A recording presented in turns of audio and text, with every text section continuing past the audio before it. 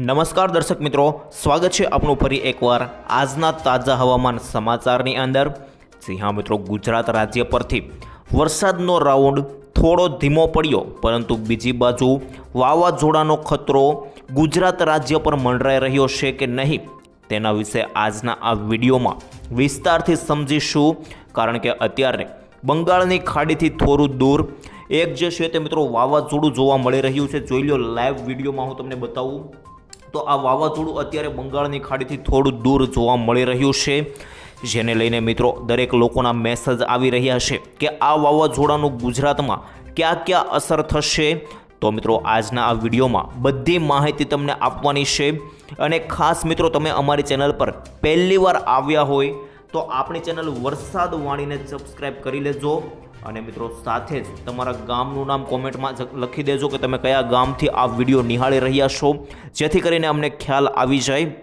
અને મિત્રો, જો તમે આ આખો વિડીયો જોઈ લો છો અંત સુધી તો તમારે બીજા કોઈ હવામાનને લગતા જે છે તે વિડીયો જોવાની જરૂર નહીં પડે। અને તમે સબસ્ક્રાઈબ કરી લેશો તો તમને એનાથી મોટો ફાયદો એ થશે કે જ્યારે હું નવો વિડીયો મૂકીશ હવામાનને લગતી અપડેટ, તો તમને સૌ પ્રથમ જે છે તે આ અપડેટ મળી રહેશે। હવે મિત્રો, આપણે આ વિડીયોની અંદર શું વાત કરવાની છે, કયા કયા મુદ્દા પર વાત કરવાની છે, એકો એક ટોપિક પહેલાં આખું લિસ્ટ બનાવી લઈએ કયા મુદ્દા પર વાત કરવાની છે, તેને લઈને તમને સૌથી પહેલાં ખ્યાલ આવી જાય। સૌથી પહેલાં મિત્રો, આ વાવાઝોડું જે આવી ગયું છે તો વાવાઝોડાને લગતી હું તમામ માહિતી તમને સૌથી પહેલાં આપી દેવાનો છું। કયા કયા વિસ્તારોની અંદર અસર કરશે, ગુજરાતમાં અસર કરશે, ભારતમાં ક્યાં ક્યાં અસર કરશે કે બીજા અન્ય દેશોમાં અસર કરશે, તેને લઈને તમામ માહિતી વિસ્તારથી આપીશ। બીજા નંબરે મિત્રો, જે રાઉન્ડ ચાલ્યો 1 થી 10 તારીખના રોજ, આ રાઉન્ડ જે છે તે આજે સંપૂર્ણપણે 10 તારીખે વિદાય લેવાનો છે, વરાપ નીકળવાની છે। અને મિત્રો, કયા કયા વિસ્તારોમાં જે છે તે છૂટાછવાયા ઝાપટા ચાલુ રહેવાના છે તે બીજા નંબરે વરસાદને વિશે તમામ માહિતી આપી દઈશ। ત્યાર પછી મિત્રો, ત્રીજા નંબરે અમુક આગાહીઓ આવેલી છે, એલર્ટો આવેલા છે હવામાનને લગતા હવામાન નિષ્ણાત અંબાલાલ પટેલને લઈને। તો મિત્રો, અંબાલાલ પટેલની જે આગાહીઓ આવેલી છે તે આગાહીઓ પણ તમને આ વિડીયોની અંદર છેલ્લે સમજાવી દઈશ। અને મિત્રો, ચોથા નંબરે વિસ્તારથી અમુક નકશાઓ જે આવેલા છે, અમારી પાસે ગ્રાફ આવેલા છે, આ બધી વસ્તુઓ ચોથા નંબરે નકશાઓ પણ તમને વિસ્તારથી સમજાવવાનો છું। તો મિત્રો, તમામ માહિતી આ વિડીયોની અંદર મેળવવાની છે, વિડીયોમાં અંત સુધી બનાલા રહેજો। હવે વિડીયોની શરૂઆત કરીએ તે પહેલાં મિત્રો, એક ડિસ્ક્લેમર આપવા માગીશ કે આપણે જે પણ કંઈ વિડીયોની માહિતી આ વિડીયોના માધ્યમથી મેળવીશું હવામાનને લગતી, તે બધી માહિતી હવામાનને વેધર મોડલો દ્વારા મેળવીશું, હવામાનના જે આંકડાઓ આવ્યા છે તેને આધારે મેળવીશું, જેની કોઈ પણ પ્રકારની પુષ્ટિ અમે કરતા નથી, તેની ખાસ નોંધ લેવી। હવે વિડીયોની શરૂઆત કરીએ। સૌથી પહેલાં મિત્રો, વાવાઝોડાનો ડર ઘણા લોકોના મનમાં છે, તો મિત્રો ચાલો સમજાવી દઉં તમને આખું વાવાઝોડું। તો મિત્રો, વાવાઝોડું તમે જુઓ તો ચાઇનાથી થોડું દૂર છે તે વાવાઝોડું અત્યારે અહીં દેખાઈ રહ્યું છે। અને આ વાવાઝોડું ખૂબ વધારે ખૂંખાર છે, કારણ કે મિત્રો પવન તમે જુઓ તો 160 કિલોમીટર પ્રતિ કલાકના પવનો ફૂંકાઈ રહ્યા છે। અને મિત્રો, કાચું મકાન વચ્ચે આવે તો પણ ઉડાડી દે, અને કોઈ વૃક્ષ આવે તો મૂળિયામાંથી ઉખેડી નાખે, એટલા ખતરનાક ખૂંખાર પવનો ફૂંકાઈ રહ્યા છે। પરંતુ મિત્રો, ભારતના પાડોશી દેશો છે જેવા કે ચાઇના, મ્યાનમાર, ત્યાં બધે અસર થવાની છે, પરંતુ મિત્રો ભારતની નજીક આવશે કે નહીં તેને લઈને હવે આખું વિસ્તારથી સમજી લઈએ। મિત્રો, આખું તમને અહીં ડ્રો કરીને બતાવી દઉં તો આ જોઈ લો, આ ગુજરાત છે, આ બંગાળની ખાડી છે, અને મિત્રો આ વાવાઝોડું છે। હવે મિત્રો વાત કરું તમને તો ગુજરાતથી બંગાળની ખાડી જે છે તે આ અંતર મિત્રો 3000 કિલોમીટરનું છે। અને બંગાળની ખાડીથી જે વાવાઝોડું છે તે 9000 કિલોમીટરનું 6000 મીટરનું અંતર છે। એટલે કે મિત્રો ટોટલ તમને જણાવું તો ગુજરાતથી વાવાઝોડું આશરે 10,000 કિલોમીટર જેટલું દૂર ગણી શકાય। એટલે કે મિત્રો, કોઈ તેનાથી ડરવાની જરૂર નથી। જે લોકો ખાસ કરીને સંકટ દર્શાવી રહ્યા છે 10 તારીખ પછી કે ગુજરાતમાં વાવાઝોડું આવવાનું છે, તે બિલકુલ ખોટી વાત છે મિત્રો। 10,000 કિલોમીટર દૂર છે તો જરાક પણ અસર જે છે તે ગુજરાતની અંદર અત્યારે થવાની નથી। હવે દિશા જોઈ લઈએ તો મિત્રો જોઈ લો, જે ખાસ કરીને વાવાઝોડું છે તે 10 તારીખે જે છે તે ચાઇનામાં ઘૂસી રહ્યું છે। મિત્રો જોઈ લો, ધીમે ધીમે કરીને એ ચાઇનામાં ઘૂસી રહ્યું છે। અને 11 તારીખે તમે જુઓ તો ચાઇનાની અંદર જે છે તે હળવો વરસાદ જે છે તે બનાવી રહ્યું છે। અને જેને લઈને મિત્રો આગળ તમે જુઓ તો આગળ તો તેનો કોઈ પણ જે છે તે અંશ દેખાઈ રહ્યો નથી વાવાઝોડાનું। વાવાઝોડું ક્યાં જતું રહે તે પણ ખબર પડતી નથી, જોઈ લો મિત્રો। એટલે કે મિત્રો હવે આ વાવાઝોડું છે તે ઇન્ડિયાની અંદર અને ગુજરાતની અંદર આવવાની તો બિલકુલ શક્યતા નથી। એ પણ મિત્રો ક્લિયર વાત થઈ ગઈ. અને વાવાઝોડું મિત્રો આ ખૂંખાર છે એ વાત તો 100% સાચી જ છે, પરંતુ મિત્રો તેની કોઈ પણ પ્રકારની અસર જે છે તે ભારત કે ગુજરાતની અંદર થવાની નથી. તો મિત્રો તેનાથી કોઈ પણ વસ્તુ જે છે તે ડરવાની જરૂર નથી. હવે મિત્રો હાલ ગુજરાતનું હવામાન સમજી લઈએ. વાવાઝોડાને લઈને મેં તમને તમામ માહિતી આપી દીધી. હવે હાલની વરસાદી સિસ્ટમ વિશે સમજીએ. તો વરસાદી સિસ્ટમ તો મિત્રો જે ચાલી રહી હતી 1 થી 10 તારીખની જે સિસ્ટમ ચાલી રહી હતી તે સિસ્ટમ તો મિત્રો અત્યારે ગુજરાતથી આગળ જતી રહી છે. એટલે કે મિત્રો જે પટના, બિહાર અને યુપી લાગુના વિસ્તારો છે, મેં તમને ગઈકાલે કહ્યું તો આ બધા વિસ્તારોમાં સિસ્ટમ પહોંચી ગઈ છે. તેની કોઈ પણ પ્રકારની અસર ગુજરાત પર નથી, પરંતુ મિત્રો ગુજરાત પર થોડા ઘણા વાદળો જે છે તે જોવા મળી રહ્યા છે. સિસ્ટમના વાદળો હજુ પણ અમુક જગ્યાએ જોવા મળી રહ્યા છે. જોઈ લો મિત્રો, લાઈવ પણ તમને અહીં દેખાઈ રહ્યું છે. અમુક વાદળો પડ્યા છે, જેને લઈને છૂટાછવાયા વરસાદ જે છે તે જોવા મળવાના છે.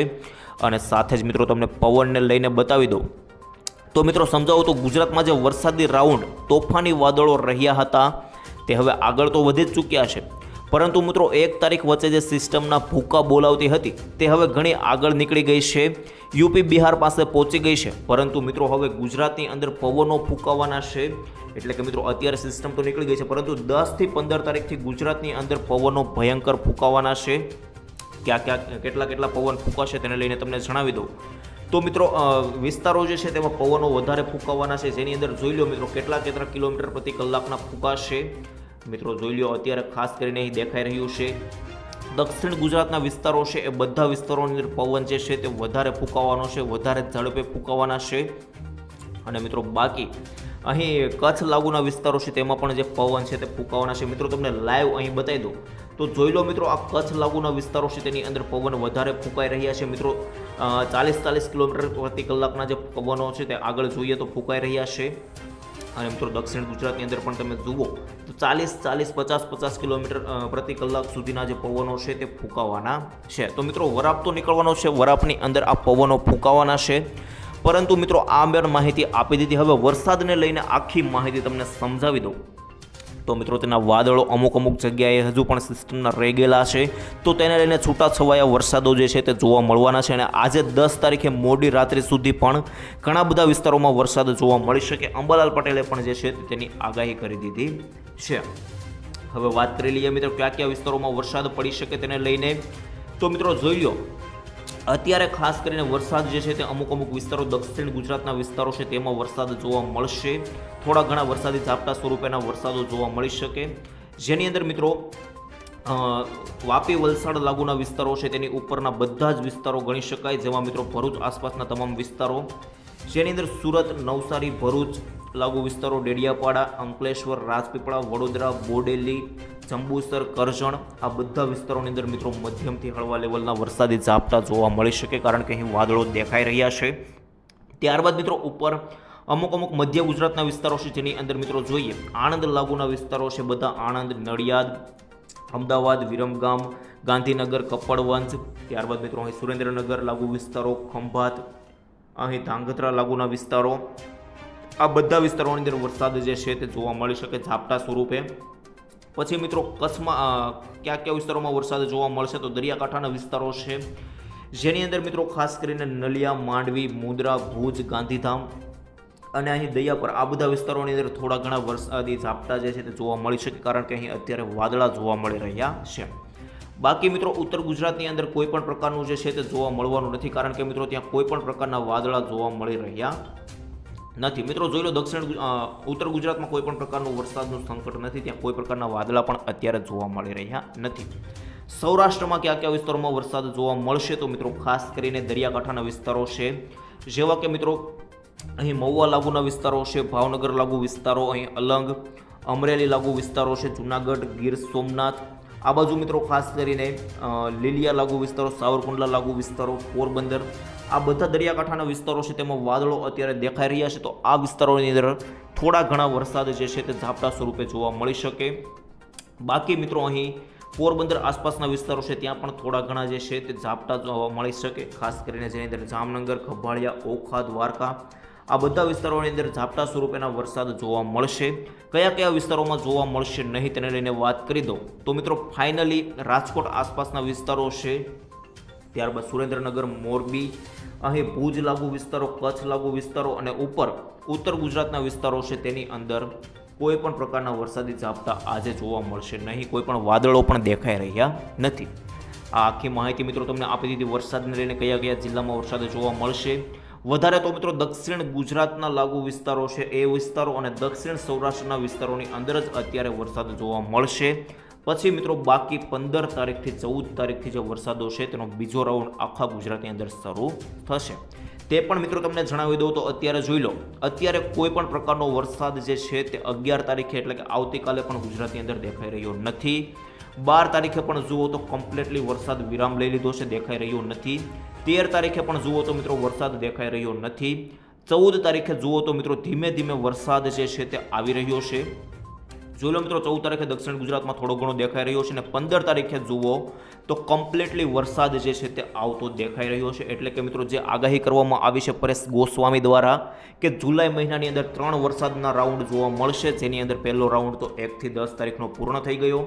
ત્યાર પછી બીજો 15 તારીખથી લઈને 20 તારીખનો તેણે કીધો છે અને ત્યાર પછીનો જુલાઈ મહિનાના અંતમાં એટલે કે મિત્રો છેલ્લા અઠવાડિયામાં પણ તેણે ત્રીજો રાઉન્ડ કીધો છે. તો મિત્રો તેની આગાહી સાચી પડી શકે, કારણ કે 15 તારીખે તમે જુઓ તો વરસાદ ગુજરાતની અંદર એન્ટ્રી કરતો ફરીથી દેખાઈ રહ્યો છે અને ત્યાર પછી જે છે તે બીજો રાઉન્ડ શરૂ થઈ શકે. આ તમામ માહિતી તમને આપી દીધી મિત્રો હવામાન નિષ્ણાતને લઈને. પણ હવે મિત્રો બીજી દુઃખદ એક સમાચાર બીજા આવ્યા છે, પરંતુ તેના પહેલાં મિત્રો 11 તારીખ, 12 તારીખ, 13 તારીખ અને 14 તારીખ કોઈ પણ પ્રકારનો વરસાદ જે છે તે વધારે જોવા મળવાનો નથી, માત્ર ઝાપટા સ્વરૂપે જોવાનો છે. તો મિત્રો આ દિવસોની અંદર ખેડૂત મિત્રોને વિનંતી છે, તમારા કોઈ પણ ખેડૂતલક્ષી કામો હોય તો આ તારીખની અંદર પતાવી દેજો, પછી પાછી સિસ્ટમ સક્રિય થઈ શકે છે. અત્યારે કોઈ પણ પ્રકારનો વરસાદ જે છે તે ભારેથી અતિ ભારે વરસાદ ગુજરાત ઉપર જોવા મળવાનો નથી. તો મિત્રો હવે બીજા દુઃખદ સમાચાર એ આવી રહ્યા છે સુરતમાં. જોઈ લો મિત્રો, આના માટે બધા લોકોએ કોમેન્ટમાં ઓમ શાંતિ લખીને મિત્રો બધાને શ્રદ્ધાંજલિ પાઠવવાની છે. કારણ કે મિત્રો જોઈ લો, સુરતમાં વરસાદે જે છે તે 7, 9, 26 આ તારીખ મિત્રો જે છે તે ગુજરાતની સુરતની અંદર કાળ બનીને આવી હતી. અને મિત્રો સુરત માટે જોઈ લો 40 જેટલા આ લોકો છે તે મૃત્યુ આંક બહાર આવ્યો છે. 40 જેટલા લોકોનો જીવ ગુમાવ્યો છે આ તારીખની અંદર. અને મિત્રો આ પૂરના કારણે જે છે તે 40 લોકોનો આંકડો સામે આવ્યો છે. ઘણા બધા લોકો 20 લોકો પણ જણાવી રહ્યા છે, ઘણા લોકો 22 લોકો જણાવી રહ્યા છે અને ઘણા લોકો 40 લોકો જણાવી રહ્યા છે. પરંતુ મિત્રો આપણે જે આંકડો જાણીએ તે 20 થી 40ની વચ્ચે જે છે તે આંકડો તેનો આવ્યો છે. તો મિત્રો ખાસ કરીને આ માહિતી મેં તમને આપી દીધી. આ ખૂબ દુઃખદ સમાચાર એક આવ્યા છે, જેને લઈને બધા આપણે કંઈ કરી ના શકીએ, પરંતુ બધા લોકોએ કોમેન્ટની અંદર ઓમ શાંતિ લખવાનું છે, જેને લઈને આ બધા લોકોને શ્રદ્ધાંજલિ અપાઈ છે. આ માહિતી થઈ ગઈ. હવે મિત્રો બીજી માહિતી તો કોઈ આપવાની બાકી રહી નથી, પરંતુ મિત્રો જો કોઈ પણ હવામાનમાં બદલાવ આવશે તરત તમને વિડીયો આપીને અપડેટ આપી દઈશ. તેના માટે તમે ચેનલ સાથે જોડાઈ લેજો, સબસ્ક્રાઇબ કરી લેજો અને ચેનલ સાથે જોડાયેલા રહેજો. બાકી મિત્રો આજ માટે આટલું જ રાખીએ છીએ. મળીશું આવતીકાલે. ત્યાં સુધી રજા આપશો. ધન્યવાદ. જય શ્રી કૃષ્ણ, જય માતાજી, જય હિન્દ, જય ભારત.